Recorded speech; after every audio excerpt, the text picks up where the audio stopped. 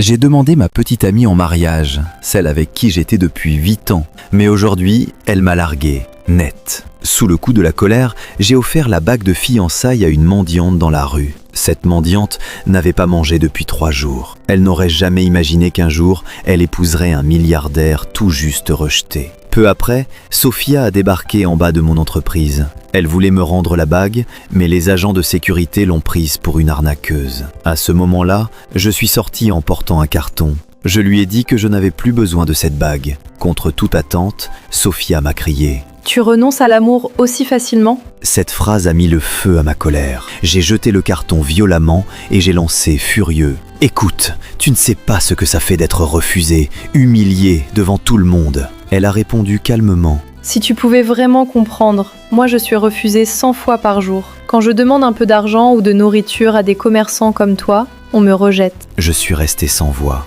Désolé, ce n'est pas ce que je voulais dire. Elle a continué. Moi non plus, je ne peux pas vivre en mendiant. Et je ne veux pas vendre la maison pour sauver ma mère malade. Mais au moins, j'ai fait des efforts pour la personne que j'aime. Toi, tu n'es même pas prêt à te battre pour ton amour. On aurait dit qu'on se disputait, mais en réalité, on sortait chacun notre douleur. Les mots de Sophia ont été comme un seau d'eau froide qui m'a réveillé d'un coup. Par respect pour elle, je ne lui ai pas donné d'argent. À la place, je l'ai invitée à un vrai bon repas. Sous le regard curieux des passants, je lui ai moi-même apporté le déjeuner.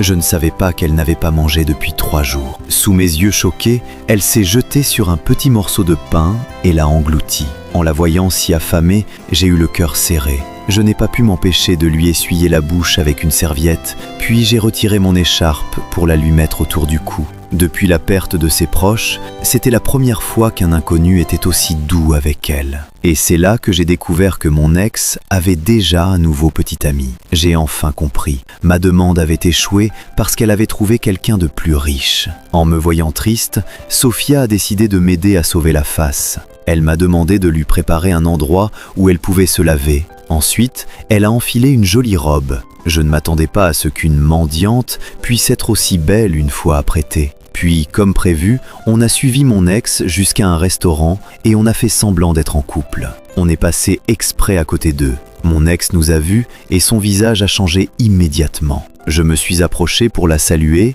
et j'ai présenté la jeune femme à mon bras. Sophia a joué le jeu et a serré fort ma main. Quand mon ex a vu la bague au doigt de Sophia, c'était évident qu'elle n'était pas contente. D'un ton acide, elle a dit qu'elle avait déjà porté cette robe rouge. Sophia ne savait pas quoi répondre, alors j'ai enchaîné. « Cette robe est bien plus chère que ton ancienne. » Ensuite, on s'est tenu par les doigts, chacun a pris une coupe de champagne, on a marché jusqu'au centre de la piste et on a dansé sous leurs regards. Au début, ce n'était qu'une mise en scène pour eux. Mais Sophia a senti que mon regard avait changé parce que toute mon attention était sur elle. Elle a dit timidement « J'aimerais que cette journée ne se termine jamais. » Je lui ai répondu « Cette bague de fiançailles que je voulais jeter a enfin trouvé sa véritable propriétaire. »